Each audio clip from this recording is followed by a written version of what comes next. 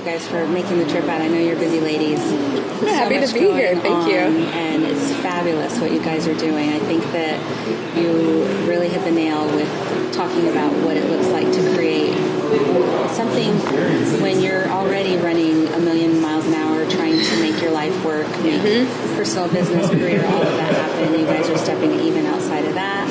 And you're creating tech platform material. Yes. Trying to. Yes. That's so great. So You get this idea, and then when you look into how you're going to execute it, suddenly you realize, I'm in the tech industry. Yeah. An app is a technical medium, and I'm not a software engineer. So how do I get this really great idea? How do I execute it in an area that I'm not an expert in? How do I take my expertise and translate it into a whole other industry? Right. So it's a big challenge. And so the platform, how did you go about even conceptualize? You wanted to do this as an app and not like a website or a blog. It's an interesting story because actually Anndi had the idea years ago. At and least the 6 or 7 technology years ago. Only just now caught up. So I think it's an interesting story. It went through so many iterations. Back before smartphones were ubiquitous, I was like, how do I get the experience of working out with a girlfriend into the hands of women? And back then, like 6, 7 years ago, there was this shoe that Nike had coming out that would count the amount of steps that you would take. And I was like, maybe I can put it in a shoe, or maybe it'll look like an MP3 player. Like, how do I get this oral technology into the hands of everybody as it's happening? Not just like once a month, but every time we exercise, 3 times a week for 20 minutes. So it went through quite a few iterations before smartphones came into being as an everyday tool for people to use. And that's when it was like, now's the time. Okay, and so then you walk me through the process. You decided it was going to be an app versus just something that someone gets an e-newsletter for on a daily basis and that sort of thing. I'll tell you how the app came about. This is actually kind of a little bit juicy. It's a little sexy, but it is what it is. You know, it's true. So I have a boyfriend. At the time, I had a boyfriend who was very tech savvy, and he was transitioning into the tech industry. He wanted to be a web app programmer. And so he was starting to take all these online courses and everything, and as we were dating, I was like, you know what? I had this idea a few years ago, and you know about this stuff. So I was telling him about it. We call the shower our office. Okay. All of our conversations. Oh my God. Wow. Well, it's true. It's not that big of a deal. You know. I just didn't realize the story was going there. Well, it's true. So you were in the office. We were in the office, and we were just talking about it, and that's how it came into being. He used his expertise to tell me, you know what, well, we can make this into an app, because the idea is that you can have a friend anytime, anywhere, any place that you are. And what better way to do that than with your cell phone? It's always with you. Right. We're addicted to them, right? So that's how originally it became an app, and then we actually said, we're going to do this. Okay. And then I called it Christie. I was like, hey, Christie. Yeah, and so she kind of pitched the idea to me. I was like, immediately, I was like, oh my God, I love it, because health and fitness is really important to me as well. And Anndi and I are both really advocates for women and women's issues. And so when she told me about the idea, I was like, oh my God, that's so great. Really, I was actually really honored to ask to be a part of it, because Anndi, she works in the voiceover industry, and she has, I'm sure she knows a ton of people who are in the voiceover industry. And I was like, and you're asking me, you're inviting me? Yes, I'm going to do it. So I was really honored and excited to be a part of it, just because as soon as I heard about it, the idea just gelled with me. I was very inspired by it. I was like, and so great. Timeline, what did it take to pull it all? I mean, ideas, concept is one thing. Right. Lots of those out there. And again, we went through a trial and error process. We had a couple other women who were involved in the very, very, very beginning. Like when we started to put this on paper, what is this going to look like? How is the business going to be divided up? And how are we going to convince women to do this essentially for no money? You know, when you're starting a business, you're founders, right? Right. Who's going to have equity in the business? What's it going to look like? So we went through a couple iterations of that as well. We had a third woman who was she's bilingual from Venezuela, and really interesting life. Yeah. But she she didn't understand the voiceover part of it. It's really hard to be a storyteller for 20 minutes straight and to make an audience feel like they care, they relate, they're interested, and she didn't feel confident in her storytelling abilities 3 times a week for 20 minutes. It's a lot of work. But she was such a part of the creation of it. So that went through for about, 6 months. We had another partner at first who was amazing as well. Hopefully we can get them all involved again at some later point. But to start it took quite a bit of trial and error with founders and fitmuses, the women who were going to speak. Would you say though it was maybe about like a year or a little over a year from that first meeting? I think so. From the first meeting to when we laid out a business plan, which we worked on for months and months. Anndi and her. Oh my God, I was like pulling my hair out. I've never written a business plan before. I speak for a living. So, and I have a master's degree. I'm used to researching and stuff like that, but I'm not used to putting together. I didn't go to business school, so that was. It's like 60 pages. I still have it. Wow. Did I use it? I know. I was about to say, probably going through that process was important. So that was about 6 months. So I would say a good year between the first meeting and when we hired a software engineer to actually make this happen. Was it till we hired him or until he created it was about a year before we got him on board and started. I don't have the best memory for time. And so in that year's time, about that, I'm sure there were times when you're like, is this even worth pursuing? Are we going to really see this happen? Come to fruition? Is this the calling in my life? Those questions. How did you overcome that? I think it's a really important question. And that's something Christie and I have talked about a lot because we feel like we don't see the in-between. We see the struggle in the beginning, and then there's in the middle, and then ta-da, I'm successful. Right. You don't hear the story very often of all of the frustration and the long, it's like I heard this saying once that the average overnight success takes 8 years.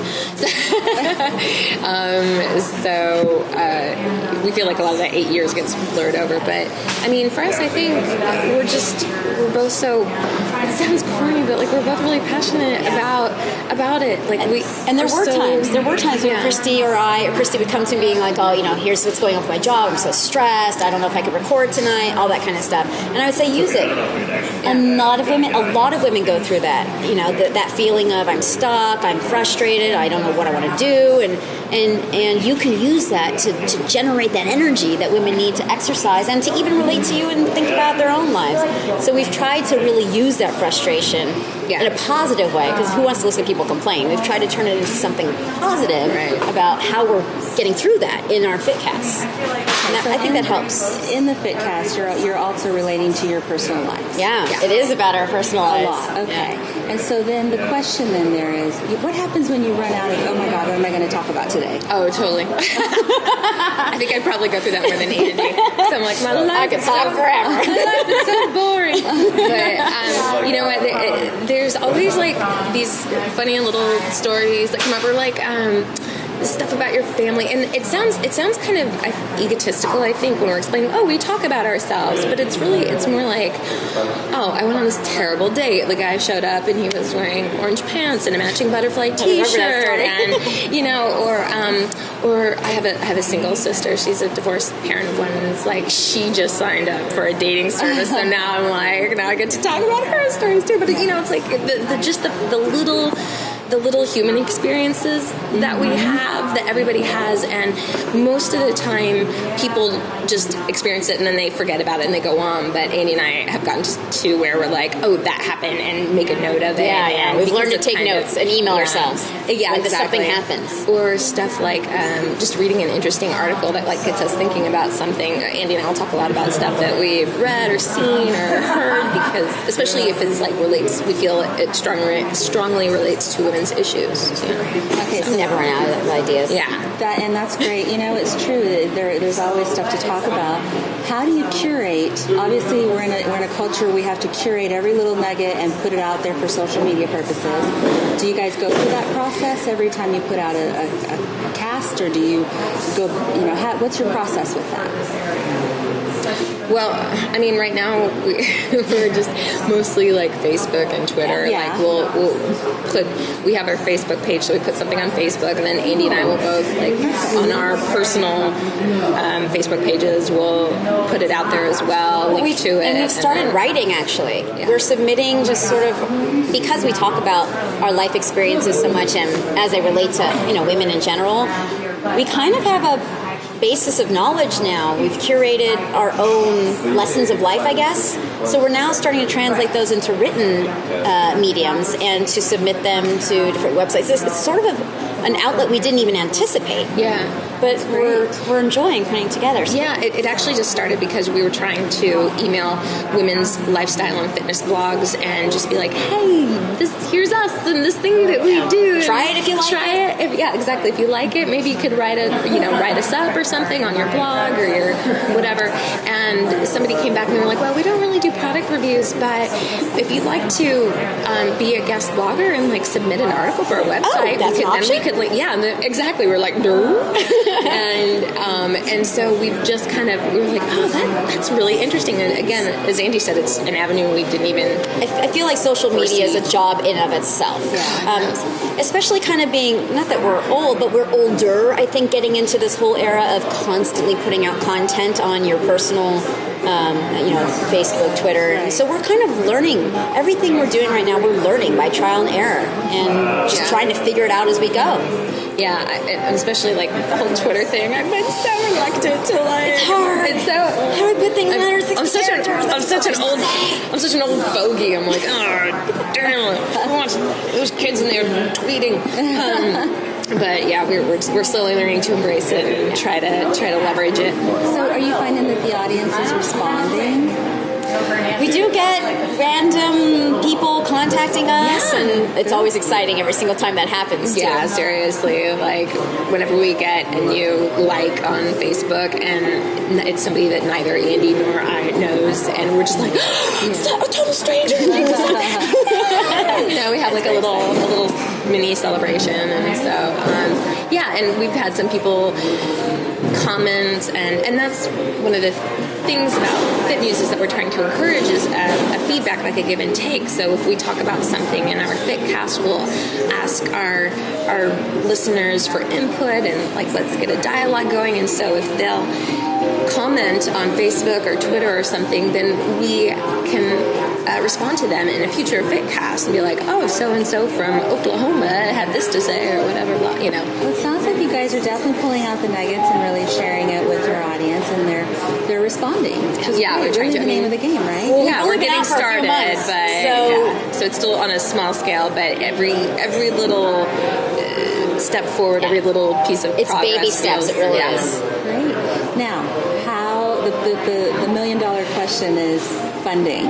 Did you? It's the Bank of Andy, located in the San Fernando Valley. Yes, the only one of its kind.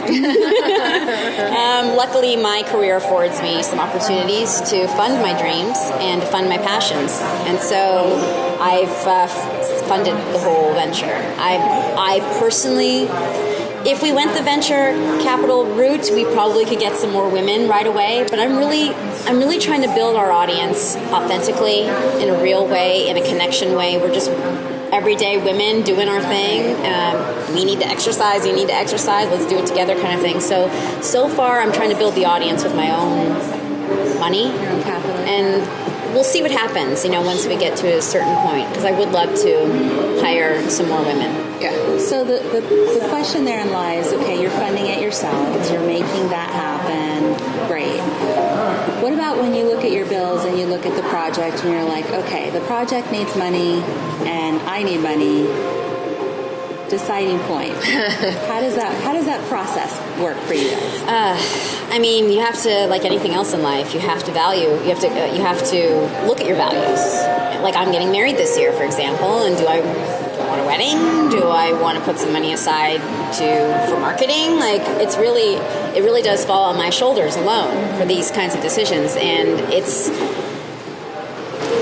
I don't know. I'm just kind of a person who feels like when you're passionate about something and you're putting yourself out there, and it just will come. What's meant to be will come. And so I work more and get more money and just try to balance it all? I don't really know if there's an answer to that question. It sounds figuring like it out. You're going as you go. Yeah. I mean, on a smaller scale, like, it is definitely the bank of Andy, and because I'm just like temping right now, and which I talk about too, because I feel like that's something we can all, a lot of people can relate to, is the search for work and just how the economy is right now and all that kind of stuff. And so my choices basically come down to, okay, can I afford to take a day or two off of work to go to this networking event with Andy kind of stuff, and it's the same kind of thing. It's like, all right, am I going to be able to pay my rent this week if I take a day off? All right, I can do that. Yeah. Money, yeah. So it is kind of a balancing act, and figuring, and also just trying to see what are the most important ones. What are the things that we think we're going to get the most out of? Okay, maybe I can spare a day or two for that, versus maybe that's not quite. And inevitably, you will spend money that goes to waste. Yeah. That doesn't get you the result you want. It's just going to happen. Very first thing I did when we decided this was going to be a business was get a lawyer. I'm a lawyer's daughter. Okay. I work in an industry that's based on contracts. First thing, especially as partners, I like the idea of just getting the business stuff done out of the way up front. We had a contract for how the business was going to run with the partners from day one. Great. And getting a good lawyer, it's expensive, but it is worth every penny. You are going to have legal issues, whether it's with a trademark or somebody's going to sue. Well, luckily, we haven't been sued for anything yet, but who knows? You just need somebody who knows your business. And when I'm sorry. No, I was just going to say, and also having a lawyer and all that kind of stuff figured out up front, it lays out the expectations for how you expect your partners to operate inside the business as well. So that, you hear all the time about businesses where the founders, they have a really nasty parting of ways or something like that, and hopefully that never happens with us. And part of that is just being responsible up front and laying it all out, and having an exit strategy for all of the partners should they wish to pursue other ventures or not want to be involved anymore. That was a big thing we did right up front. That's so great. That's so valuable. And so when you run into legal issues, we did run into a legal issue in the very beginning. We had trademarked fitmuses, and in the website, it's a category, and for websites and a community for women online and things of that nature. And then fitmuse singular.com was taken, and there was a fitness looking picture on the web page, that's infringement on our trademark. So our lawyer had to suggest that they take that down, and they didn't. And he did some more research and discovered that there were some pages that were quite suspicious. They looked more like escorty type of escort service. As he did some more digging, and it became very difficult to find who actually owned it because it was in another country. It was a kind of a big ordeal, and we got to the point where we had to decide: are we going to sue these people in court? And it's a lot of money, and then it was just a big deal. And I was like, please just take it down. I don't want to spend any more money. And luckily, they took it down. But it was. Did the lawyer send a cease and desist letter or something? Mm-hmm. Got it. Wow. It was fun times. Yeah. And so when you run into those situations where you are really kind of at a pivotal point, what keeps you really focused on the outcome? And it is pivotal because it's a big amount of money. And when you're trying to pay somebody, an engineer, to build an app, that's money that can go towards your app being released at the date you were thinking it would be released, or having the features that you wanted, or those. So it is a very pivotal moment, and there's nothing you can do except for wait it out and see what kinds of choices you're going to be faced with. And we got lucky; we didn't have to sue. It would have been a lot of money over pretty much nothing, But we have to protect our trademark, and we would have had to pursue it. Yeah, especially because if it's something like an escort service versus a fitness app. Yeah, that would be bad for our reputation. Yeah, exactly. Accidentally go to fitmuse.com and they're like, oh, I'm going to have a topless trainer come to my house. Yeah, exactly. Not quite what we're selling. Do push-ups. Fitmuses, where do you see it in the next 5 to 10 years? Wow. Well, hopefully we will have expanded. We see ourselves with 9 muses, like the Greek muses. We'd like to have more women, and we want to have women that represent just all walks of life. We want to reach every woman out there who really needs some motivation to just incorporate exercise into their lifestyles and needs that emotional connection like we get with our friends. So we hope to have 9 women representing different groups. Yeah. Hope to be, who doesn't hope to be a household name in 5 to 10 years? Yeah. And maybe, I don't know, like this is total pie in the sky, but like if we were partnered with like a Reebok or Nike or like something, my dream for 5 years would be to be partnered with Weight Watchers and have a woman who's going through the Weight Watchers experience be one of our fit muses. My mom belongs to Weight Watchers, and just hearing about her personal experience and how proud she is of herself every single time, she goes down the scale, and just how much pride she takes in going through that experience. I'd love to be partnered with them and have a woman who have them like sponsor a muse who goes through the program kind of thing. We just feel it's just such a healthy way to look at health. Are you hearing already some success stories, I'm sure, people that are actually doing the program and enjoying their... Well, I know one woman who likes to listen to it while she does her housework, because, that's like, it's all about physical movement. I thought you meant, do you know anybody who's having success with Weight Watchers? I'm like, I think? No, I'm sorry. No. But yeah, like took me a second. She likes to listen while she does housework, and that's one of the things that Andy and I really like to encourage, that it's not about like you have to go to the gym and bust your butt for an hour every day and kill yourself at the gym. It's about physical movement. Just get in something, and however that looks to you and whatever you respond to, because everybody responds, their bodies respond differently. They are attracted to different things. Like I've tried yoga 100 times. I just can't get into yoga, you know what I mean? But somebody else might really enjoy that. But anyway, so yeah, I know somebody who likes to do it, listen to while she does housework, and it kind of helps her pass the time, and she gets in her physical movement, vacuuming the living room or whatever, listening to fit muses. So, I don't know, we're kind of still in the beginning stages, so I'm not sure. I haven't heard like a ton of,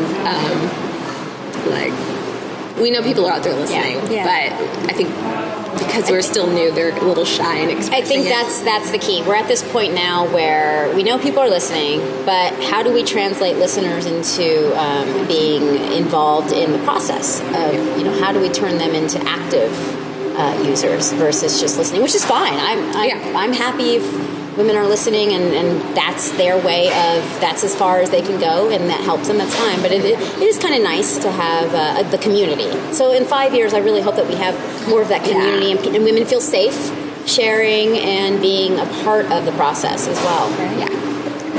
So ladies, what advice would you give to other female founders in your space?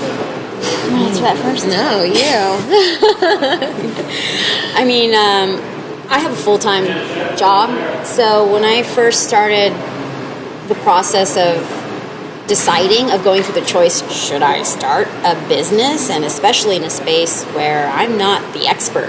I'm the expert in voiceover. This is what I do. This is what I've done for 25 years. And I feel like there's probably a lot of females out there who are this close to being a founder, who have a passion for something, who solve a problem, who provide a service, who have to bring home money, who have to work, and who wonder, how do I go from doing what I do well to creating a whole business, and can I do this and bring home money? Sure. So my advice would be I tell this to everybody, no matter what they're doing. Take it a day at a time, a moment at a time. If you only see the 10-year result, then you miss everything in the middle, and you need every little baby step, and you need to celebrate every tiny little goal you set for yourself, because it's all movement.